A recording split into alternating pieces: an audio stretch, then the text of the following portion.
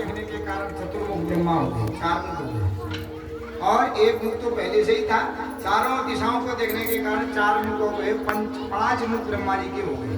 तो ब्रह्मा जी जब ढूंढने निकले कि मैं कौन हूँ, कहाँ हूँ, तो ब्रह्मा जी सृष्टि करते हैं। तो समय आने पर इनको क्या हुआ, विष्णु भगवान के दर्शन हुए। तो जब विष्णु भगवान के दर्शन हुए, ब्रह्मा जी ने कहा, ओ पुत्र तू कहाँ घूम रहा है?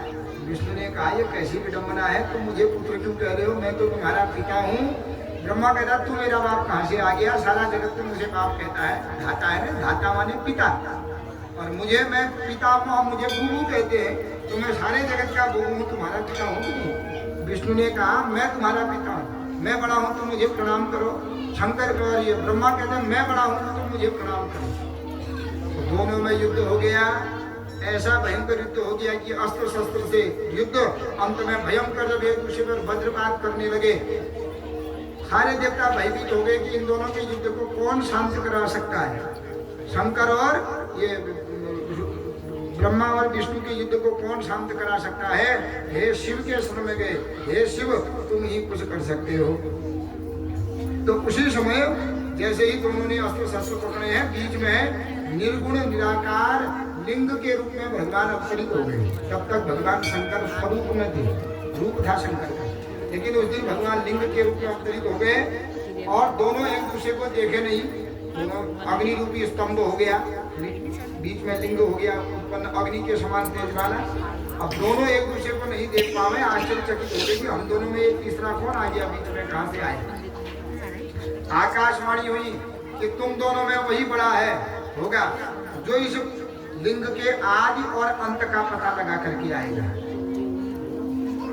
तो उसी समय ब्रह्मा जी ने हंस का रूप बनाया और ऊपर को जाने लगे।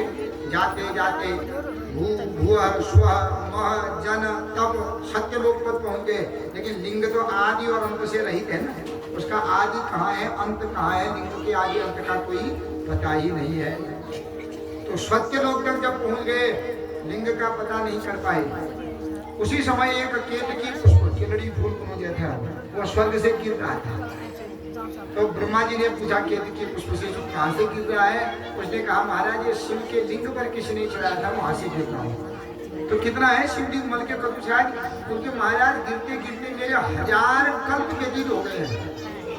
1000 सत्युग त्रेता द्वापर कलयुग जब 1000 बार व्यतीत हो गया तो एक कल्प कहते हैं।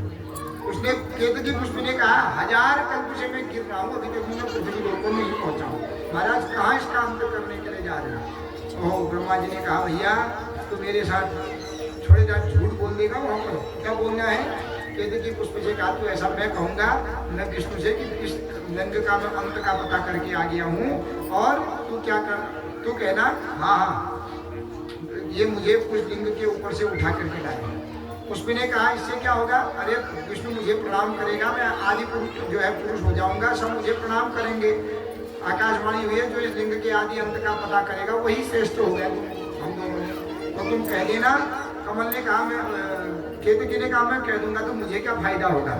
भगवान विष्णु ने कहा, मैं तुझे पुष्पों में सर्वश्रेष्ठ बना दूंगा, जैसे कमल है ना सबसे श्रेष्ठ, तो कमल की उपाधि तुझे दे दूंगा, कमल से ऊपर तू होगा, सबसे सर्वश्रेष्ठ तू बन जाएगा। उसने कहा, अगर छोड़ा झूठ बोलने से मैं पुष्पों का राजा बन जाऊंगा तो बड़ी बढ़िया बात है।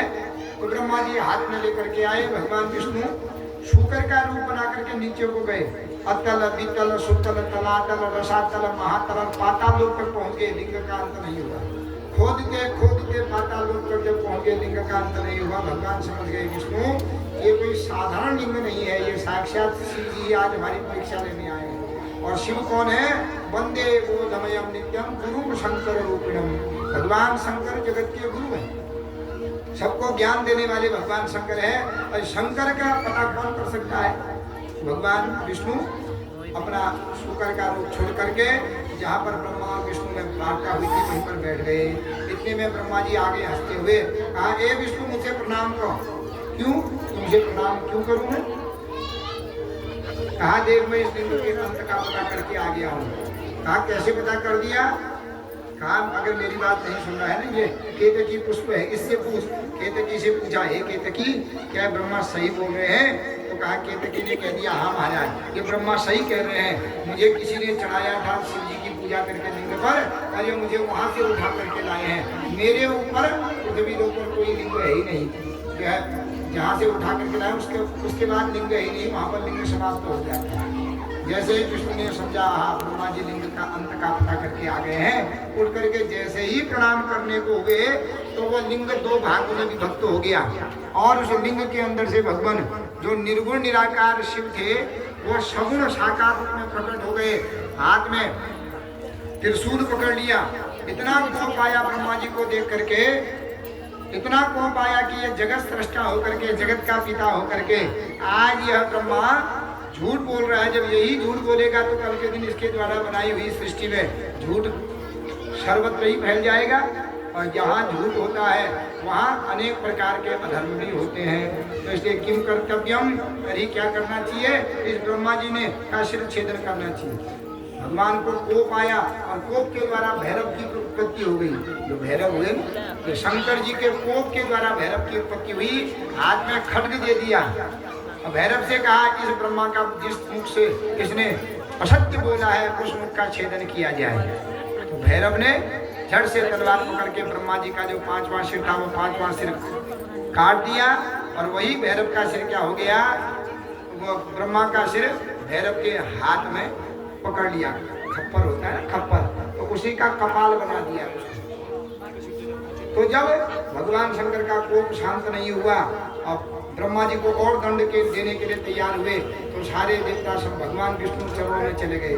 हे भोले भंडारी, आप ऐसा न करिए, अगर आप ब्रह्मा को ही मार दोगे तो महाराज फिर सृष्टि कैसे होगी, क्योंकि सृष्टि बनाने वाले तो ब्रह्मा ही हैं।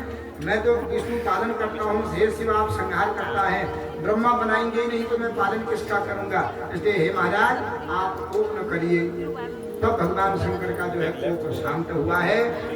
आज भगवान शंकर ने कहा हे ब्रह्मा, तुमने असत्य भाषण किया है, इसलिए कहीं भी तुम्हारी आज से मूर्ति के रूप में पूजा नहीं हो पाएगी, तुम्हारी कहीं भी पूजा नहीं होगी। कहीं देखा तुमने ब्रह्मा जी का मंदिर? कोई घर में रखता है, विष्णु की मूर्ति रखते हैं, शिव जी की मूर्ति रखते हैं, कोई ब्रह्मा की मूर्ति रखता है क्या घर में? तो भगवान शंकर ने कहा तुम इतना बड़े पद पर विधाता होकर के सबका भाग्य लिखते हो, सारी सृष्टि बनाते हो और आज तुमने असत्य भाषण किया है, इसलिए कोई तुमको पूजेगा नहीं, कहीं तुम्हारी पूजा नहीं होगी। पुष्कर राज को छोड़ करके कहीं तुम्हारा मंदिर भी नहीं होगा, कहीं तुम्हारी पूजा भी नहीं होगी। यह देख करके ब्रह्मा जी बड़े दुखित हो गए कि मेरी आज छोटी गलती के द्वारा मुझे ऐसा अभिशाप मिल गया, ऐसा श्राप मिल गया। तो ब्रह्मा जी ने मन में सोचा जब मेरी कोई पूजा ही नहीं करेगा, कहीं मेरा मंदिर ही नहीं होगा तो मैं भी सृष्टि नहीं करूँगा, मैं सृष्टि बनाऊंगा ही नहीं, तो पालन किसका करेंगे। तो सारे देवताओं ने ब्रह्मा को समझाया कि भगवान शंकर का नाम है आशुतोष। आशु माने होता है शीघ्र, तोष माने प्रसन्न होने वाले। और देवताओं की एक साथ पूजा करोगे तब फल मिलेगा, लेकिन भगवान शंकर की एक दिन पूजा करोगे पूरे साल भर का फल मिल जाएगा। और वही आज का दिन है शिवरात्रि का दिन। साल भर और देवताओं की पूजा करो, लेकिन शिव जी का एक दिन की पूजा करो। शिवरात्रि की एक दिन की पूजा करने से साल भर के किए हुए पाप कट जाते हैं और साल भर किए हुए पुण्य का फल केवल एक दिन शिव जी की ही पूजा करने से जीवन में आ जाता है। इसलिए भगवान शंकर क्षणे रुष्टा क्षणे तुष्टा रुष्टा तुष्टा क्षणे क्षणे, एक क्षण दुष्ट हो जाते हैं और एक क्षण में संतुष्ट भी हो जाते हैं। इसलिए क्या है, तुम भगवान शंकर को मनाओ। तब ब्रह्मा जी भयभीत होते हुए भगवान शंकर के चरणों में गए और जाकर के भगवान शंकर की खूब प्रकार की स्तुति करते हैं। महाराज मेरे कहने गलती हो गई, क्योंकि संसार ऐसा है, थोड़ी पद प्रतिष्ठा के लिए मनुष्य अधर्म पर चलता है, झूठ बोल देता है। लेकिन महाराज आपने मुझे बता दिया कि कभी भी मनुष्य ने असत्य का भाषण नहीं करना चाहिए। और ये असत्य भाषण बोलने के कारण मेरा मन टूटन कर गया है और मेरा मंदिर कहीं नहीं होगा। हे शंकर क्षमा याचना करो। तो भगवान शंकर से खूब याचना की है। शंकर ने वरदान दिया कि ब्रह्मा मेरा जो वचन है वो असत्य तो नहीं जा सकता है, लेकिन जो भी धर्म कर्म होगा उषा के ब्रह्मा के रूप में तुम उसमें पूजे जाओगे, लेकिन मूर्ति पूजा तुम्हारी पुष्कर के अलावा कहीं नहीं होगी। इसलिए कोई भी धर्म कर्म करते हैं ना, उषा के रूप में ब्रह्मा का पूजन किया जाता है, उसको ब्रह्म पुराण उसका ब्रह्मा रखा जाता है। और यज्ञ आदि किया जाता है तो किसी पंडित जी को ही ब्रह्मा बनाया जाता है। तुम्हारा नाम लेकर के और उसके रूप में तुम पूजे जाओगे जो भी धर्म कर्म होगा, इसलिए अब तुम कुपित न हो।